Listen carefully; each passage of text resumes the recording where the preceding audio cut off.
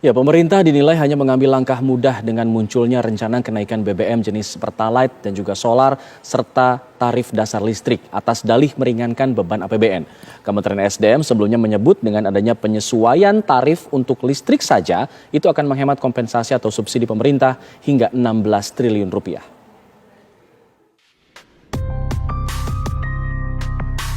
Rencana jangka pendek pemerintah yang akan menyesuaikan harga BBM jenis Pertalite dan solar serta tarif dasar listrik pada akhir tahun ini disebut bertujuan untuk meringankan beban APBN terhadap subsidi energi.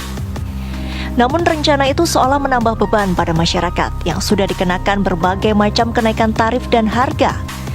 Mulai dari naiknya PPN menjadi 11%, naiknya BBM jenis Pertamax hingga mahalnya sejumlah komoditas yang berdampak pada harga sembako.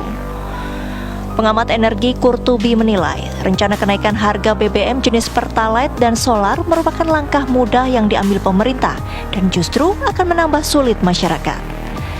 Kurtubi menilai ada langkah lain yang bisa dilakukan pemerintah jika tujuannya meringankan APBN.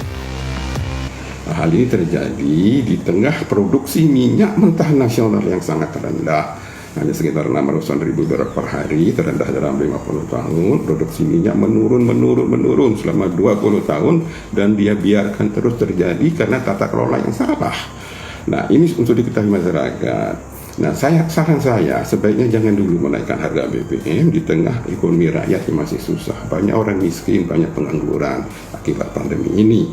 Saran saya sebaiknya menaikkan pajak dan royalti dari penambang batu bara sedemikian rupa sehingga pajak dan royalti yang mereka bayar ini harus lebih besar dari keuntungan bersih yang mereka terima selama ini, sebagaimana praktek di industri migas nasional sejak tahun 71 dengan kontrak bagi hasil.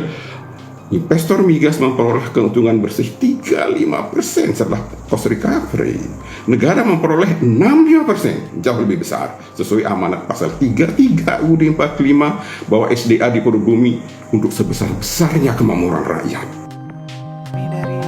Sebelumnya, Menteri ESDM Arifin Tasrif mengisyaratkan akan adanya kenaikan harga BBM jenis solar dan Pertalite hingga tarif dasar listrik dalam rapat kerja dengan Komisi 7 DPR.